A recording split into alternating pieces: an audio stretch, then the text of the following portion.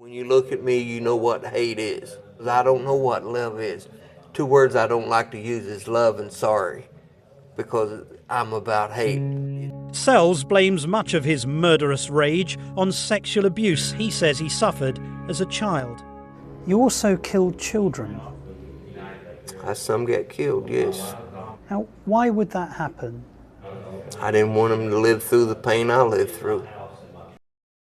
Most people have heard the idea that good and evil are illusions, but they don't really look at what that means. You can see versions of this in a lot of traditions. In Eden, there's the tree of knowledge of good and evil.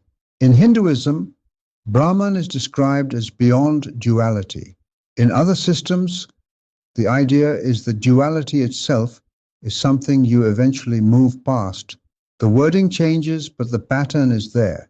Even in the Bible, there are lines that hint in this direction, like, "Let fools be fools, so they may become wise," pointing to the idea that people act from ignorance and grow out of it, rather than being fixed in it.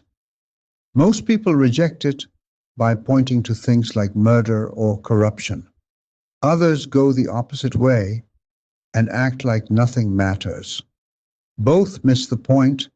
When I say evil is ignorance, I don't mean someone just doesn't know what they're doing. People can fully understand what they're doing in a practical sense and still be off in how they see what it means, especially when it comes to other people.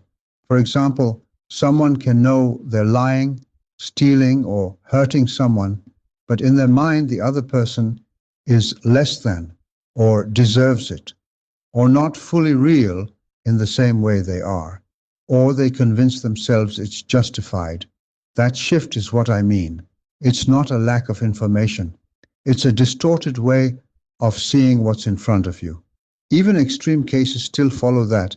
It's not that someone is unaware of their actions. It's that something in how they're seeing people and consequences is narrowed or twisted enough that it doesn't land the same way. You can see this in yourself. Things you did when you were younger that you wouldn't do now didn't change because evil left. You just understand people better now. You see more. So those actions don't even make sense to you the same way anymore. So I'm not saying harmful actions don't exist. I'm saying evil is just a label we use for actions that come from that kind of limited or distorted understanding. And good isn't as clean as people think either. Even when people do something selfless, there's usually some part of identity in it. They see themselves a certain way, or they want to live a certain way.